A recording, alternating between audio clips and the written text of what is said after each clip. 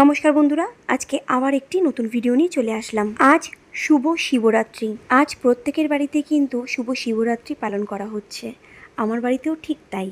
সকাল থেকে এত ব্যস্ত ছিলাম যে ভিডিও করার টাইমই পাইনি। যেহেতু একার সংসার, সেহেতু সব কিছু কাজবাজ একার হাতে সামলাতে অনেক বেলা হয়ে গিয়েছিল আজকে স্নান করতে।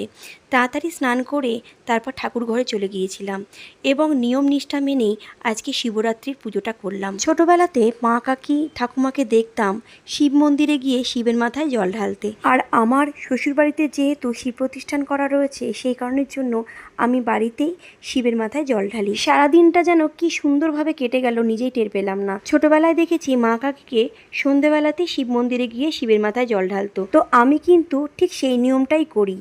অনেককে দেখেছি যে দুপুরবেলায় বা সকালবেলাতে গিয়ে জল ঢেলে আসে, কিন্তু আমি বরাবরকারই শিবের মাথায় সন্ধেবেলাতেই জল ঢালি। পুজো করার সময় ছেলেকে বললাম একটু ভিডিও করে দিবি, ছেলে বলল ঠিক আছে মা, ভিডিও করে দিচ্ছি। তো ছেলেই ভিডিওটা করে দিল।